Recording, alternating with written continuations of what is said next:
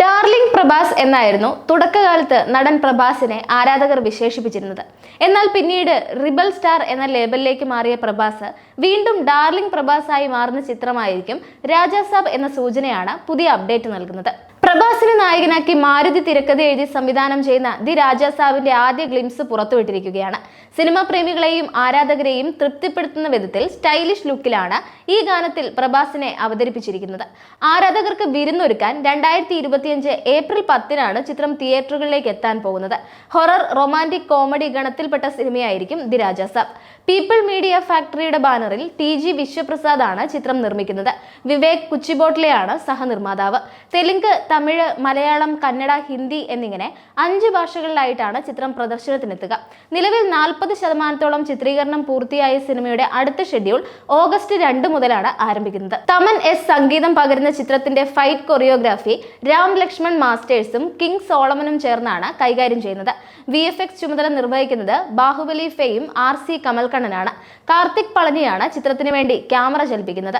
കൽക്കി 2898 AD ആണ് പ്രഭാസിന്റേതായി ഏറ്റവും ഒടുവിൽ പുറത്തിറങ്ങിയ ചിത്രം.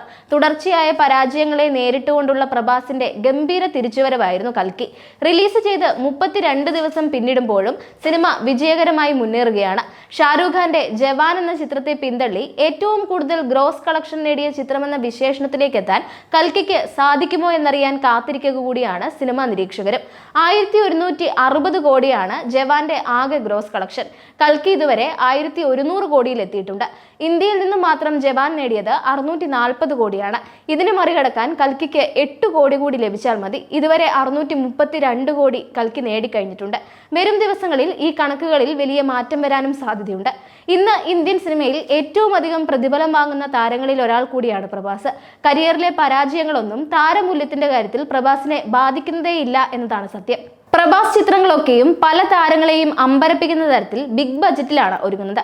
കൽക്കിയുടെ വിജയത്തിനൊപ്പം സിനിമാ പ്രേമികൾ ആഘോഷിക്കുന്നത് പ്രഭാസിന്റെ തിരിച്ചുവരവ് കൂടിയാണ്.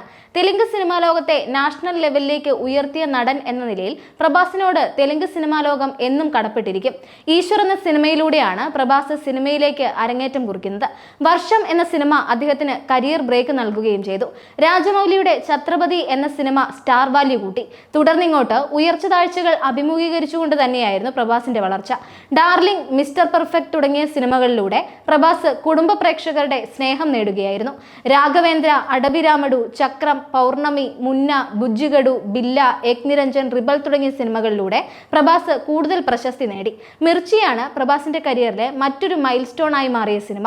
പിന്നാലെയാണ് ബാഹുബലി ചിത്രങ്ങളിലൂടെ അപ്രതീക്ഷിതമായ രീതിയിൽ പ്രഭാസിന്റെ ഉയർച്ചയുണ്ടാകുന്നത്. പാൻ ഇന്ത്യൻ നടൻ എന്ന നിലയിൽ തെലുങ്ക് സിനിമാ ലോകത്തെ തന്നെ പിടിച്ചുയർത്തുകയായിരുന്നു പ്രഭാസ്. ഇതുവരെ ഒരു തെലുങ്ക് സൂപ്പർ താരത്തിനും തൊടാൻ പറ്റാത്ത ഉയരത്തിലേക്ക് അദ്ദേഹം റെക്കോർഡുകൾ സൃഷ്ടിച്ചു. എന്നാൽ പിന്നീട് നിരവധി പരാജയങ്ങൾക്ക് പിന്നാലെയാണ് കൽക്കി സൂപ്പർ ഹിറ്റ് ആയിരിക്കുന്നത്. എന്തായാലും കൽക്കിയുടെ വിജയത്തിന്റെ മധുരം അവസാനിക്കും മുൻപേ എത്തുന്ന രാജാ സാബും വിജയം കൊയ്യുമെന്നാണ് പ്രതീക്ഷിക്കപ്പെടുന്നത്.